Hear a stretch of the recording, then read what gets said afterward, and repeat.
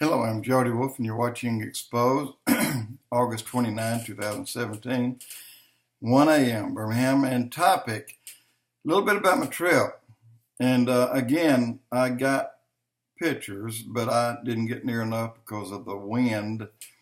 First stop was Colorado Springs, and I drove on through the tourist part of Colorado Springs and the tourist part of Lake George, and I drove 20 miles down the way and get out of Lake George, but stayed in Lake George and found a little cabin and rented it for a couple of days, but had some guys that I talked to that put me on a spot where I could find, and if I paid attention, I could find rubies and things of that nature, and of course a lot of quartz crystal. And I went there and I did find a lot of quartz. I got a lot of it. And but he told me one thing right before I left. He said, oh, by the way, he said, when you get there, he said, I'd advise you, rather than stand outside the face of the rock and chip away, if you find something that looks green, he said, kind of go on top and look for them. I said, okay, why? He said, well, down below are two caves. And I said, and he said, well, bears live in them. I said, well, thanks for telling me that. That ruined it for me. But I did make it up top, and I'd chip a little bit, and I'd look around and stick my head up. I finally, after a few hours, I just gave up. I came back later when I got brave enough, but I still didn't stay long. But I did find a whole lot of quartz crystal, good bit of it, bags of it. And to use quartz, you can make these Oreonites. Look it up. It's called Oreonite. Inside of here is a single piece of quartz crystal and 5 different kinds of metal. I have gold leaf, I have copper, I have stainless steel, and I have metal shavings and something else, one other, I can't remember, just anyway.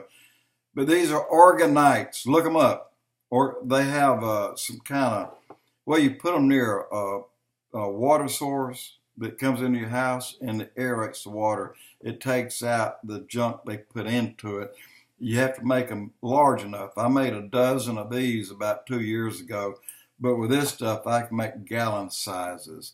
Some people say they even knock a hole in this chemtrail above your house. It'll clear it out. I want to do that.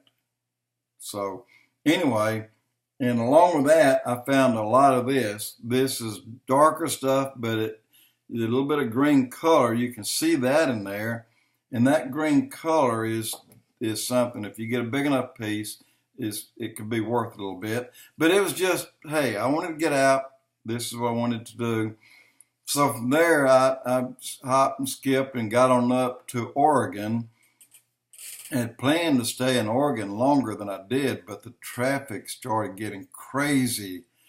And I got there 5 days before the eclipse because I knew that 2 days before the eclipse, the crowds were going to come back in. Well, that changed. Crowds started coming in at 3 days before the eclipse. And rooms everywhere jumped from overnight to $400. Didn't matter what kind of room you were in. I was lucky. 2 nights I stayed, I paid like $80 a night. And gasoline, it was pushing $3.25 to $3.50 all over the place. And it went higher.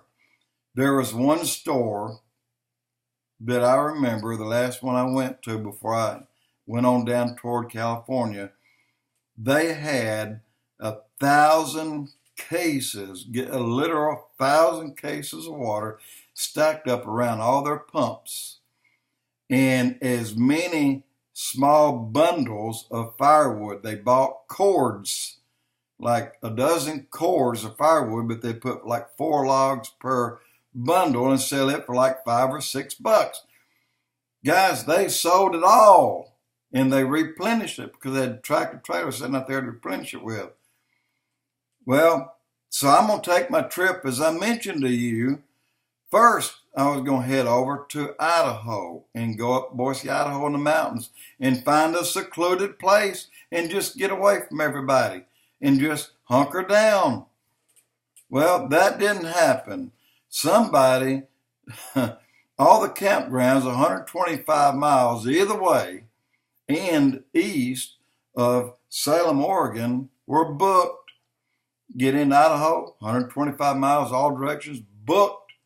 These are campgrounds, not motel rooms. They were even further away. Somebody started a cotton picking forest fire, and they shut down about everything that, in other words, I was shut out. There was no place that I could go that didn't have a road closure sign up and guards there, and you had to show that you already paid to get in or you couldn't get in. Well, so I had to make my turn, and I headed toward California, where I got to Crescent City and then turned to the mountains. Wind still just wide open blowing. I got about 5 drone shots over the Oregon Pacific coast.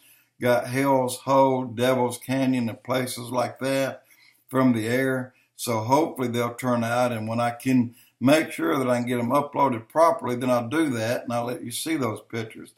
But I got probably about 30 minutes, about 45 minutes of 2-minute to 2.5-minute videos. Anything longer than that, it takes forever to upload. And probably about 400 or 500 pictures. And but the wind was horrible. You could hardly see. It was so much, the fog wasn't actually there, but it's just, the sea air was just foggy looking all the time. And I did the best, but when I get these pictures and these drone videos posted from about 300 or 400 feet up, then you'll see some really great shots. And that's going to take me a while because my iMac right here, the operating system Sierra, doesn't work as well as Maverick did. So I'm having problems already with it. So I don't want to erase my pictures until I get something that I know I can post them with. And anyway, just wanted to give you that about my part of the trip that didn't turn out well at all. I got run out of there before I wanted to. And the crowds were just, it was a madhouse. And you can understand that. I mean, everybody wanted to see the eclipse. I didn't. I didn't get to, rather. Anyway, there's more. When I get to the point where I can start showing you these things, I will. Jody Wolf Expoz.